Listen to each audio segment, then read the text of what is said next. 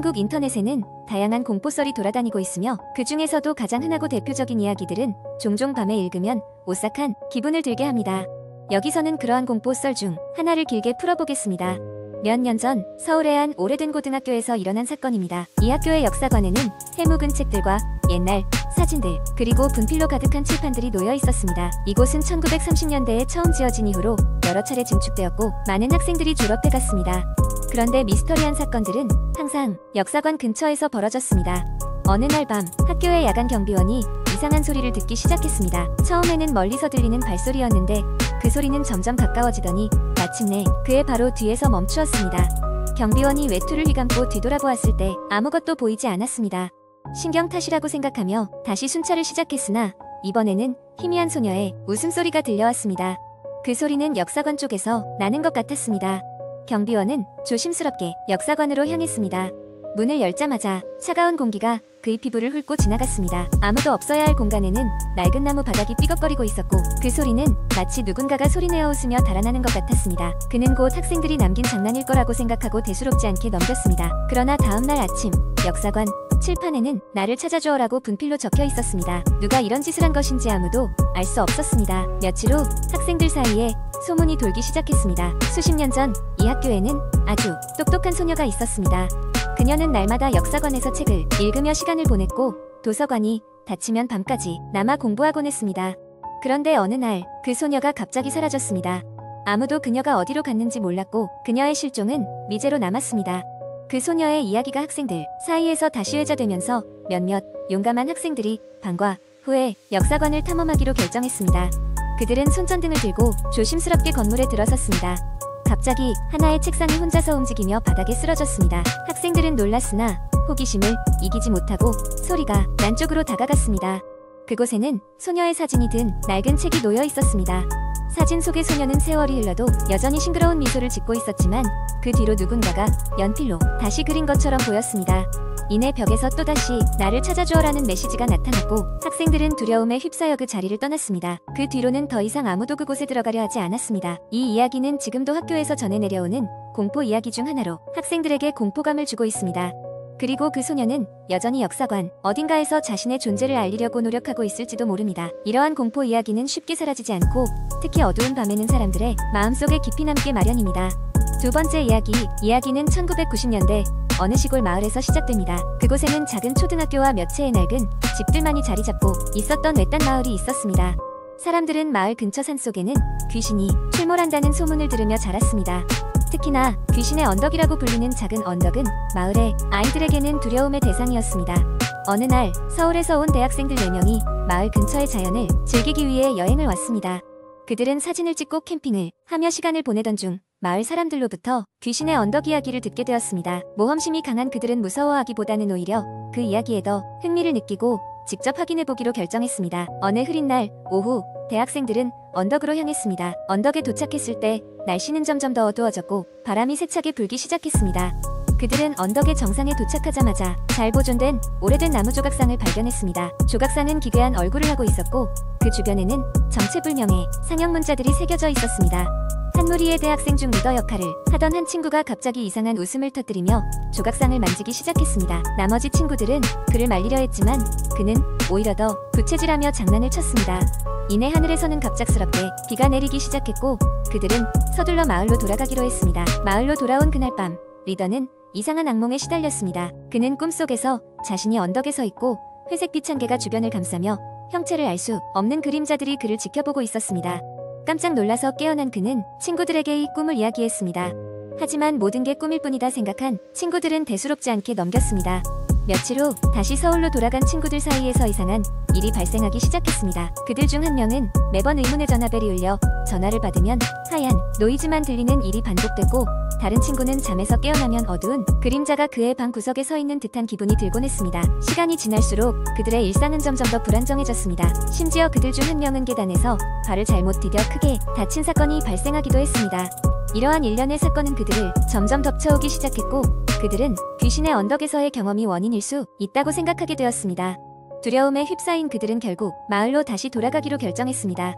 그들은 조각상을 되돌리고 무언가 형식을 갖춘 사과를 하기 위해 한밤중에 언덕으로 향했습니다. 그러나 그곳에는 이미 비바람이 몰아치고 있었고 마치 무언가가 그들의 오기를 기다리고 있는 듯한 느낌이 들었습니다. 언덕에 올라선 순간 그들은 어리석은 미소를 띤 채 조각상을 쓰다듬던 친구가 의식을 잃고 쓰러지는 것을 보았습니다. 마치 사라지지 않은 채 웃음소리가 언덕 위를 맴도는 듯 했습니다. 그들은 함께 의식을 다잡고 그를 등에 업고 서둘러 산을 내려왔습니다. 긴 밤이 지나고 그들은 언덕에 있던 모든 것을 인정하고 진심으로 사과를 했다고 믿었습니다. 그 이후로 이상한 일들은 서서히 줄어들었고 그들 각각은 일상의 평화를 되찾게 되었습니다. 몇 년이 지난 후 대학생들은 이미 어른이 되어 각자의 길로 흩어졌습니다. 그러나 그때 그들은 결코 잊을 수 없는 두려움의 기억을 함께 나누고 있었습니다. 그들의 마음속에는 아직도 귀신의 언덕이 존재하고 있다는 것을 알고 있었습니다. 마치 그곳에는 여전히 무언가가 남아있다는 듯이. 세 번째 이야기제가 대학교를 다니던 시절 어느 여름방학 동안 친구들과 함께 여행을 가기로 했습니다. 목적지는 강원도에 위치한 작은 시골 마을이었어요. 바쁜 도시 생활을 벗어나 자연 속에서 여유롭게 시간을 보내고 싶었거든요. 우리가 묵기로 한 숙소는 마을 어귀에 위치한 오래된 한옥이었습니다. 오래된 건물 특유의 정취가 느껴지는 한옥이었죠. 도착했을 때는 이미 해가 지고 있었습니다. 우리는 짐을 풀고 간단하게 저녁을 먹은 후 집 주변을 탐험하기로 했습니다. 그때까지는 아무런 이상한 느낌도 없었습니다. 친구 5명과 함께 집 뒤쪽에 있는 작은 숲으로 들어갔습니다. 숲에서는 매미 소리와 풀벌레 울음소리만이 들렸고 도시의 소음과는 다른 고요함이 흘러넘쳤습니다. 그런데 숲 깊숙이 들어갔을 때 어디선가 발소리가 들려왔습니다. 처음에는 우리 중 누군가가 장난을 치는 걸로 생각했지만 곧 그 소리가 이상하다는 걸 깨달았습니다. 왜냐하면 누군가 걸어오는 것 같은 발소리가 여러 방향에서 들려왔기 때문입니다. 우리는 서로 눈을 마주치며 당황스러워했지만 곧 아무 일 없었던 것처럼 웃고 넘기기로 했습니다. 그날 밤 잠자리에 들고 나서 한참 후 저는 이상한 기분에 잠에서 깼습니다. 방 안에는 기묘한 정적이 흘렀습니다. 주변을 둘러보니 창문 너머로 왠지 모를 검은 그림자가 움직이는 것이 보였습니다. 저는 순간 공포에 휩싸여 침대에서 꼼짝도 하지 못했습니다. 얼마 후 그림자는 사라졌고 저는 다시 잠에 들 수 있었습니다. 다음날 아침 친구들에게 어젯밤의 일을 말했더니 한 친구가 충격적인 이야기를 꺼냈습니다. 그 친구 역시 비슷한 시간에 깼는데 복도에서 누군가 걸어다니는 소리를 들었다는 것이었습니다. 우리는 서로 눈이 마주쳤고 그제서야 이곳에 무언가 이상이 있다는 것을 확신했습니다. 우리는 집주인 아주머니께 이상한 일을 겪었다고 말씀드렸습니다. 그러자 아주머니는 잠시 침묵하시더니 과거 이 집에서 있었던 한 가족의 이야기를 해주셨습니다. 오래전 이 집에는 5명의 가족이 살고 있었는데 어느 날 밤 그들 모두 흔적도 없이 사라졌다는 것이었습니다. 마을 사람들은 그 이야기를 전설로 여겼지만 종종 이 집을 찾은 사람들이 이상한 경험을 한다고 했습니다. 우리는 그 이야기를 듣고 더 이상 이곳에 머물러서는 안 되겠다고 생각했습니다. 짐을 도로 싸고 서둘러 마을을 떠났습니다. 여행 도중 우리는 이 일을 누구에게 말해야 할지 고민했고 결국 모두가 믿을 수 없을 것이라는 생각에 그냥 우리만의 비밀로 남겼습니다. 이후 그 마을을 다시 방문해 볼 용기가 나지 않았습니다. 다만 인터넷을 통해 누군가 그 장소에 방문했다는 글을 보았고 그들도 비슷한 경험을 했다는 이야기를 알게 되었습니다. 그 후로 한참 동안 우리는 그 숲을 그리고 그 집을 잊을 수 없었습니다. 시간이 지난 지금도 때때로 여름밤이면 그날의 공포가 떠올라 소름이 돋곤 합니다. 네 번째 이야기. 나는 항상 심야에 혼자 있는 것을 좋아했다. 조용한 집 안에서 혼자 책을 읽거나 영화를 보는 것은 나만의 작은 사치였다. 그날도 그렇게 평화로운 밤이었다. 어두워진 창밖으로는 밤하늘이 별빛으로 반짝이고 있었고 나는 소파에 앉아 따뜻한 차를 마시며 책을 읽고 있었다. 시간이 얼마나 흘렀을까? 집안에 시계가 새벽 2시를 지나고 있었다. 문득 이상한 소리가 들려왔다. 처음에는 바람 소리려니 생각했다. 하지만 점점 소리가 가까워지는 것이 느껴졌다. 발소리였다. 그것도 현관문 쪽에서 들려오는 발소리. 착각이겠지. 바람 소리가 불규칙하게 들리니까 그런가 보다 라고 생각하며 애써 무시하려고 했다. 그러나 소리는 계속해서 가까워졌다. 심장이 두근거리기 시작했다. 낡은 아파트인 만큼 이웃집에서 나는 소리일지도 모른다고 스스로 위안하며 다시 책에 집중해보았지만 소리는 그치지 않았다. 마침내 용기를 내어 현관문 쪽으로 다가갔다. 방문 너머로 소리의 정체를 확인하고 싶은 마음 반, 그러고 싶지 않은 마음 반이었다. 떨리는 손으로 문을 열고 복도를 내다보았다. 복도에는 아무도 없었다. 그저 어둡고 긴 복도만 이정막 속에 놓여 있었다. 한숨을 내쉬며 문을 닫으려던 순간 갑자기 뜨거운 바람이 불어왔다. 창문이 열렸나? 문득 의문이 들어 뒤를 돌아보았지만 모든 창문은 굳게 닫혀 있었다. 그러자 그 바람은 마치 속삭이는 듯한 소리로 변했다. 그리고 귀에 익숙하지 않은 이상한 말을 흘리는 듯했다. 순간 온몸에 소름이 돋았다. 이건 자연현상이 아니다. 누군가가, 아니 무언가가 나에게 말을 걸고 있었다는 확신이 들었다. 심장이 미친 듯이 뛰고 있었지만 몸은 얼어붙은 듯 꼼짝할 수 없었다. 문을 쾅 닫고 방으로 숨어 들어갔다. 방에 들어온 나는 모든 불을 켜고 침대 이불을 뒤집었었다. 그리고는 간절히 이 모든 것이 꿈이길 바랐다. 시간이 얼마나 지났을까? 문득 고요해진 집 안에 다시 혼자임을 자각했다. 조심스럽게 이불을 걷어내고 방을 둘러보았다. 아무 일도 없었던 것처럼 모든 것이 평화로워 보였다. 하지만 그 순간 장롱 거울에 비친 내 모습 뒤로 누군가의 얼굴이 스쳐 지나갔다. 믿을 수 없는 광경에 비명이 튀어나오려는 것을 가까스로 참으며 뒤돌아봤지만 역시 아무것도 없었다.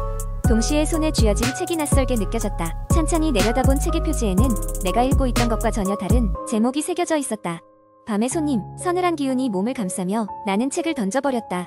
그 후로 나는 다시는 그 집에서 혼자 밤을 보내지 않게 되었다. 가족과 친구들에게 이 이야기를 했지만 누구 하나 진지하게 받아들이지 않았다. 모두 그냥 나의 상상이겠거니 하면서 웃어넘겼다.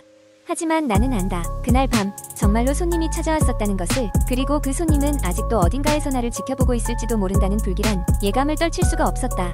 이 이야기를 쓰고 있는 지금도 나는 그 손님이 돌아올까 두려운 마음에 조명을 밝게 켜두고 있다. 혹시라도 비슷한 경험을 하게 된다면 당신은 과연 이 손님을 어떻게 맞이할 것인가?